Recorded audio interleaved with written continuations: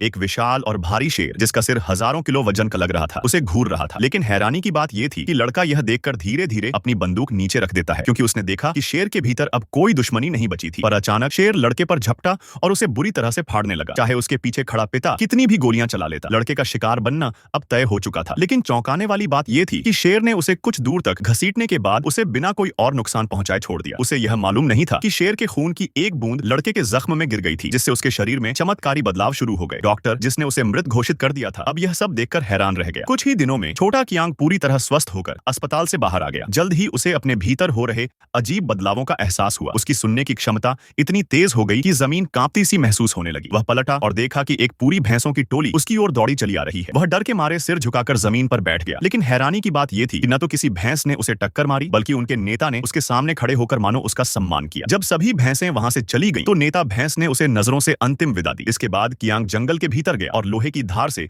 एक भाला बनाया। सिर्फ एक हल्के से फेंकने पर वह भाला हजारों मीटर दूर जाकर पेड़ के तने में सही सही जा धंसा। भयभीत होकर भागते हुए हिरण को देखकर कियांग बेहद उत्साहित हो गया और उसका पीछा किया। कुछ ही सेकंड्स में वह हिरण तक पहुंच गया और छलांग लगाकर उड़ते हुए उसका पीछा करने लगा। हालांकि उसका उद्देश्य हिरण को पकड़ना नहीं था। तभी पास से अचानक एक आवाज आई। कियांग फौरन पेड़ पर चढ़ गया, बिल्कुल बंदर की तरह, और ऊपर से देखा कि कुछ शिकारी जंगली भैंसों का कत्ल कर रहे थे। वह दौड़कर वहां पहुंचा, लेकिन तब तक बहुत देर हो चुकी थी। बस भैंसों की लाशें बची थीं। गुस्से में आकर उसने जमीन से एक चाकू उठाया, लेकिन तभी पीछे से एक शिकारी ने पिस्तौल निकालकर उसे चाकू फेंकने का आदेश दिया। तभी कियांग के भीतर छिपी पशु शक्ति जाग उठी। उसने शिकारी पर झपट्टा मारा और उन्हें बुरी तरह से पीटा, जब तक कि वे लड़ने के काबिल न रहे। मरे हुए भैंसों को देखकर कियांग ने मन ही मन ठान लिया, वह न केवल जंगल के प्राणियों की रक्षा करेगा, बल्कि बुरे लोगों को भी खत्म करेगा। समय बीता और 10 साल बाद कियांग अब एक इनामी शिकारी बन चुका था। इस बार वह जेल इसलिए गया था ताकि वह एक खतरनाक व्यक्ति का अंत कर सके।